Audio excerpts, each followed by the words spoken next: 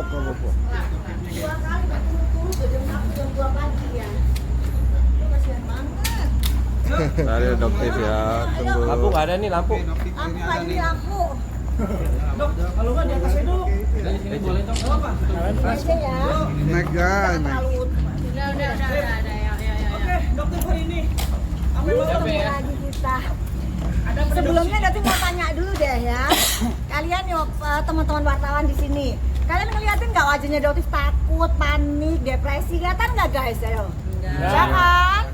Ya, jadi bujur-bujur jangan ya, buzzer-buzzer. Jangan bikin giring opini. Oh, dokter takut, panik dan lain sebagainya. Ya, oke. Apa yang mau ditanya? Hari ini dok, malam ini sampai jam segini kira-kira apa dok? Ada Dari banyak awal aja banget. deh dok, dari sana tadi kegiatannya apa, pelaporan. Dari sana tadi BAP ya. Dari Oh. pemeriksaan di sana, dari laporan yang pertama, LP yang pertama ya.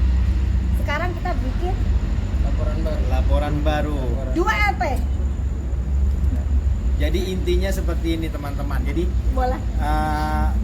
kita buat laporan baru ini sebenarnya realisasi apa yang waktu pernah Doktif bilang di konpres, bahwa ada pasal-pasal yang akan ditambahkan dari laporan sebelumnya. Dan hari ini setelah tadi hari inilah dari pagi kita sudah memberikan keterangan terhadap laporan yang pertama, langsung melanjutkan ke untuk membuat laporan yang baru ini terkait dengan pasal-pasal tambahan yang sudah kita pernah bicarakan waktu di konpres. Salah satunya mungkin ada yang teman-teman pernah masih ingat lah gitu kan. Dan satu lagi yang bisa mungkin saya coba tambahkan, bahwa salah satu yang pasal yang kita laporkan ini tentang pencemaran nama baik. Oleh siapa? Pencemaran nama baik. Tertujunya ke siapa? Terlapornya siapa? Lapornya biar Doktif aja ya. Terlapor ada beberapa ya. Ada beberapa nama. Yang Nanti jelas kita yang lihat. dalam Enggak, inisial aja bang. Inisial aja bang. Inisial boleh. Kan harus, yang penting udah jelas bang. orang-orang yang sama dalam kejadian malam itu. Artis salah satunya ada? Nggak ada. Tidak ada. Inisial aja siapa dok? Inisialnya? Mungkin nanti Pak Disebutin Ade aja Ari bang. mungkin Ini ya. udah Mungkin pagi nanti soalnya bang. kan SS dan karyawan-karyawannya ya. Oke. Ya, yang seperti kalian tahu mereka berucap kata-kata yang cukup mengerikan lah kalau didengar. Dan mungkin nanti Pak Ade Ari mungkinnya dari Kabin Humas ya, mungkin Metro nanti beliau mungkin bisa lebih menjelaskan ya. Dok, laporannya kenapa terpisah dok? Jadi pada saat sebenarnya kita mau melaporkan pada saat itu, tapi kita terlalu lelah ya. Kita capek banget dan memang jadi pada saat itu kita emang melaporkan cuma dari satu pasal doang ya. Jadi kita juga harus melampirkan bukti-bukti semuanya dan alhamdulillah ya. Jadi pada saat kita laporin tadi itu juga semuanya bukti-buktinya juga sudah siap ya insya Allah. Dan laporannya diterima nggak deh? Sudah.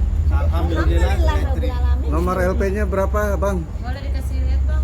Jangan. Boleh dong. Nanti mungkin yang dari Pak Ade Ali mungkin. Enggak, dari biasanya video kan aja. kalau laporan itu ada Ada bukti nomor surat. laporannya, Ada surat semuanya, laporannya ada berapa semua, ada gitu. semua. Mungkin dikasih lihat aja kali dong. Enggak. Bukti laporannya aja dok. Kenapa? Bukti laporan. Bukti laporan. Ada bukti laporannya ada. Ada nanti mungkin Takutnya besok dipertanyakan dok Enggak. masalahnya. Nanti mungkin teman-teman mungkin bisa nanya ke itu Humas Polda besok ya. Dari hari ini mungkin bisa. Dok, tadi kan sempat ada lawyer di sana ya dok. Di mana? Di acaranya SS itu kan ada lawyer ya, yang katanya kan lawyer barunya. Oh, beliau ini sudah berstatement ya. Oh, beliau iya. Oh, berarti dari lawyer sebelumnya udah Dan ada lawyer pencabutan sebelumnya gimana? kuasa ya? Sudah ada pencabutan kuasa. Oke. Nah dok, katanya kan lebih mementingkan untuk tabayun, Iya. duduk bareng. Sedangkan dokter bilang kan mau damai ini kan. Seperti apa menanggapinya? Terlambatkah sekarang? Apa bagaimana dok? Mungkin ada yang mau bicara? Ya kita intinya menghormati dan menghargai proses hukum. Biar Kalau kita Doktif tetap menjalani proses hukum yang berjalan, yang berlaku di Indonesia. Ya teh ya, betul nggak teh? Berarti Berarti tanpa dalam artian tabayun. Kita ikutin prosedur yang Berarti berjalan. dalam artian sebagai manusia biasa tetap memaafkan, tapi untuk proses hukum tetap berjalan. Kalau memaafkan mungkin sejak saat itu malam itu sih sudah Doktif maafkan ya, tapi untuk proses hukum tetap berjalan. Yang Doktif inginkan tetap berjalan. Ada mau tambahan nggak informasi? Boleh dong, kasihan nih buat teman-teman ya. Oh, Bakalan kesini lagi dok, insya Allah. Bakalan laporin lagi. Siapa lagi dok? Orang yang sama lagi kok dok? Hah? Enggak, kalau ini berbeda ya, tapi clue-nya aja ya dikit ya. Dokter kalau panjang lebar jangan ditanyain ya, jangan dipancing-pancing ya. Profesinya dokter, udah itu aja. Udah cukup, jangan Udah di cukup. blending lagi. Jangan di-blending lagi, udah cukup itu ya. Profesinya dokter sendiri ya. Dok, berarti sedikit mempertegas ini laporannya sebenarnya masih seputaran SS juga ya? Maksudnya yang sekarang Kejadian dokter? di tanggal 17 Ya. Januari. Iya, betul. Ya, tapi masih laporannya masih sekitaran itu ya, bukan Sekitaran itu. Masih bukan orang yang berbeda gitu ya intinya. orang yang hadir di malam itu yang jadi terduga pelaku. Iya. Dok, kalau dilihat kan ini pada akhirnya berkubu-kubu ya dok, pada akhirnya kan bahkan kubu sana berbicara, ada pembelaan segala macamnya. Dokter benar gak sih bahwa hal ini sebetulnya ada sesuatu sebetulnya di balik semua ini? Ada tendensi tertentu. Enggak, dokter di sini tidak mau berasumsi, tidak mau beropini, karena selama ini yang dokter sampaikan itu harus by data, fakta by data. Jadi yang dokter sampaikan tidak pernah, oh dokter asumsinya begini, opininya begini, tidak. Dokter tidak pernah mau ke arah situ.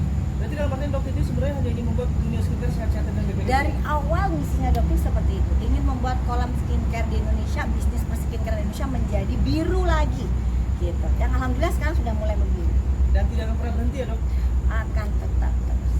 Dok, tapi Ingat di sini ya, namanya masyarakat Indonesia dilindungi oleh Undang-Undang Perlindungan Konsumen. Selama undang-undang itu masih diberlakukan, maka semua warga negara Indonesia berhak untuk berbicara sebagai seorang konsumen. Dok, di sini tapi kan masih ada pro kontra ya terkait dokter sendiri yang review. Artinya ada pihak juga mungkin melalui netizen harusnya dokter melaporkan dulu ke BP POM terkait Coba mungkin yang bagian Undang-Undang Perlindungan Konsumen yang mengerti. Jadi begini, apa yang dilakukan oleh Doktif ini sebenarnya dilindungi oleh Undang-Undang Perlindungan Konsumen, dan hasil yang direview tersebut disampaikan juga kepada pihak yang berwenang, yaitu BP POM.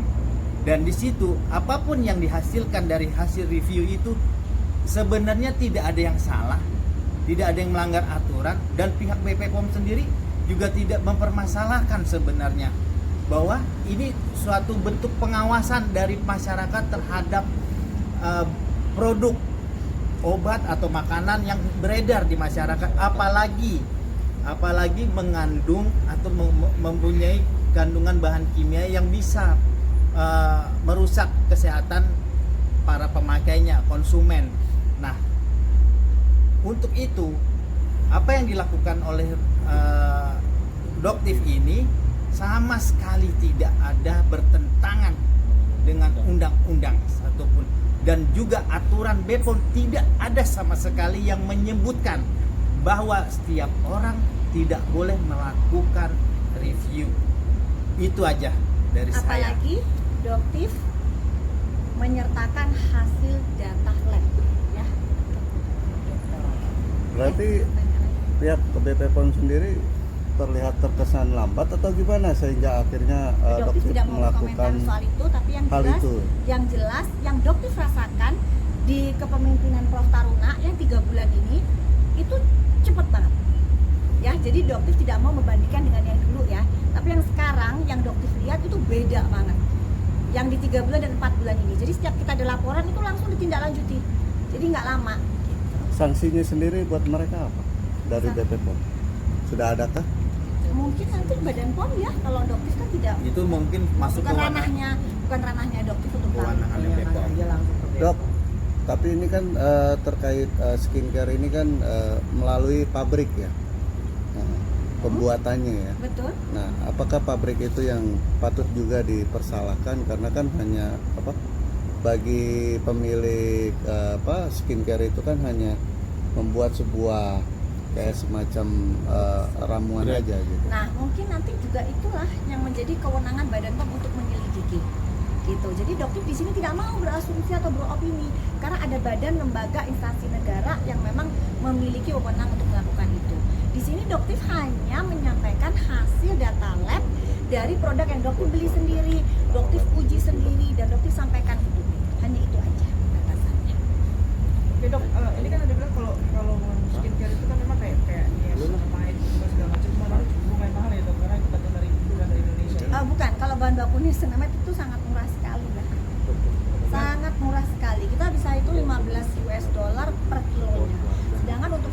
tinggi itu kan membutuhkan niacinamide paling hanya sekian persen, maksimal di angka 10-15%. Itu kita bisa hitung berapa dalam satu kemasan, misalnya di 30 gram. Niacinamide adalah bahan baku yang selama ini menurut dokter paling murah di antara bahan aktif skincare yang lain. Berarti dalam artinya sebetulnya sesungguhnya untuk membuat skincare itu yang sehat pun nggak terlalu mahal itu seperti itu. Jadi tergantung racikannya. Kalau misalnya dia mengandung banyak bahan aktif, apalagi bahan aktifnya termasuk kategori yang memang lumayan agak tinggi harganya, ya itu mungkin bisa jadi agak lumayan tinggi. Tapi kalau misalnya kandungannya hanya berkutat di seputar niacinamide dan bahan-bahan yang ya mungkin agak sulit ya dokter jelasin di sini. Tapi yang jelas harga niacinamide memang di kisaran $15 per kilo. Ya. Berarti intinya dokter tidak akan pernah berhenti ya dok untuk Insya Allah membuat tidak. skincare lebih baik ya. Iya, insya Allah tidak. Dan mohon doanya ya, mohon doanya juga teman-teman wartawan dan masyarakat Indonesia untuk mengawal ya, betul ya, untuk mengawal kasus ini karena kita melihat emang cepat banget kerjanya. Dok, gimana tapi hari ini yang di sana lagi lagi happy dokter? Wah, Seperti apa nih dokter? nggak apa-apa Melihatnya? sih, karena kan masing-masing orang punya usaha masing-masing ya. Jadi mungkin ya itu salah satu usaha yang ingin beliau tekuni ya silakan. Mungkin tidak ingin ikut campur di bisnis itu, silakan.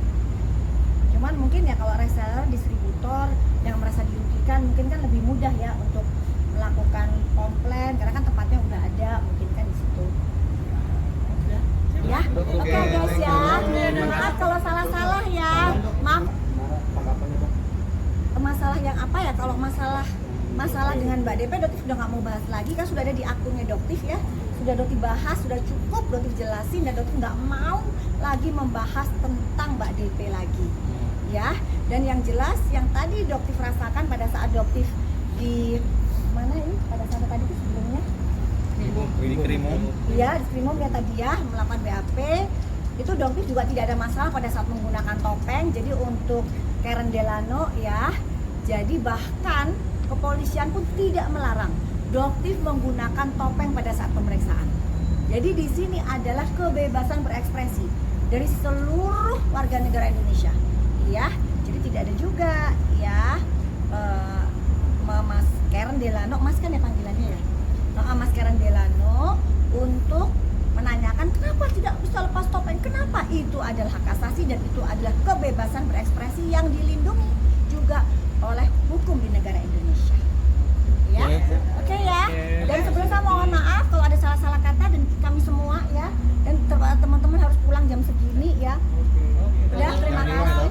Bang, ini ada 2 laporan, pasalnya berbeda. Betul. Nah, bisa disebutkan pasalnya apa aja, Bang? Dugaan pencemaran nama Itu baik aja dan dulu ya. pelecehan seksual. Itu yang satu lagi, Bang? Udah itu aja.